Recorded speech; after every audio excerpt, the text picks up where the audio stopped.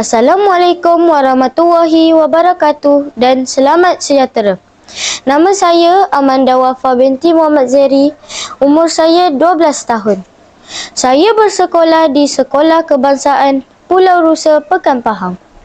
Kod sekolah saya ialah CBA 5020. Hari ini saya akan berkongsi dengan anda semua sebuah buku yang bertajuk Cikgu Kelas Sebelah. Buku ini ditulis oleh seorang guru iaitu Cikgu Muhammad Fadli bin Saleh.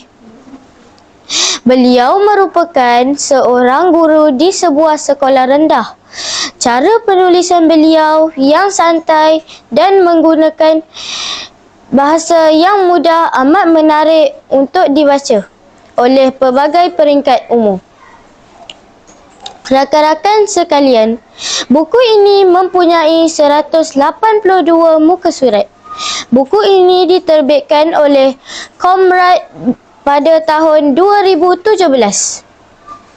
Naskah Cikgu Kelas Sebelah ini membariskan 101 kisah pengalaman Cikgu Fadli sebagai seorang guru yang mengajar di sekolah rendah.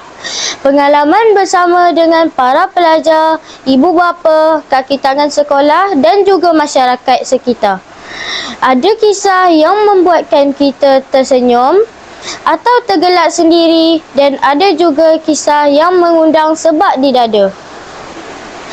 Ada satu kisah tentang seorang ibu yang bersusah payah mengumpul duit untuk membayar yuran PIBG anaknya. Akhirnya, setelah beberapa bulan penggal persekolahan dibuka, barulah beliau dapat menyerahkan bayaran PIBG sebanyak RM50 kepada Cikgu Fadli.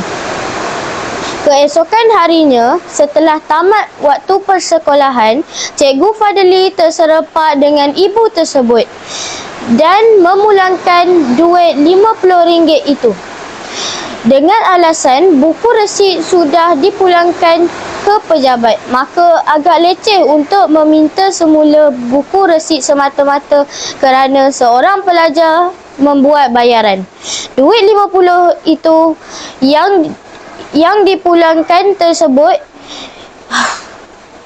disambut dengan rasa syukur dan sebab oleh ibu tersebut. Hakikatnya, Cikgu Fadli tidak tergamar untuk menerima bayaran tersebut kerana menyadari kesusahan keluarga itu. Namun, beliau kagum bagaimana ibu tersebut masih berusaha untuk melunaskan bayaran yuran PIBG kerana menyadari tanggungjawabnya sebagai penjaga pelajar.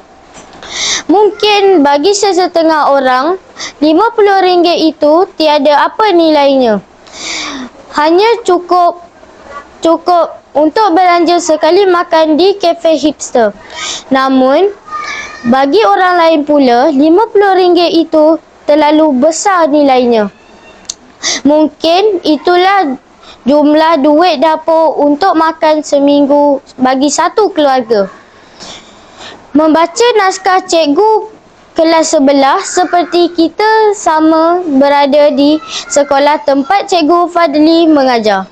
Melihat keletak kanak-kanak yang jujur, polos dan naif, yang masa depannya masih panjang, yang persahabatannya sangat ikhlas tanpa mengira kaum dan latar belakang, yang hadirnya ke sekolah dengan 1000 harapan dan impian, yang hadirnya ke sekolah sebagai latihan untuk mereka menjadi insan yang berguna kemudian.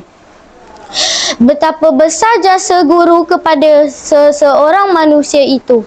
Guru yang mendidik dari kita tidak tahu apa-apa sehingga akhirnya kita boleh terbang tinggi di awan.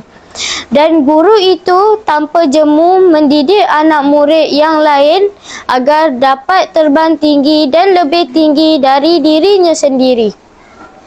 Pengajaran yang kita dapat daripada buku ini ialah kita mesti bersikap baik hati, prihatin dan penyayang Selain itu, kita mestilah mengambil tahu masalah orang sekeliling serta cuba untuk membantu. Jika kita bersikap sebegitu, ramai orang akan suka dan sayang pada kita. Sekian, wabillahi taufiq wa hidayah. Wassalamualaikum warahmatullahi wabarakatuh.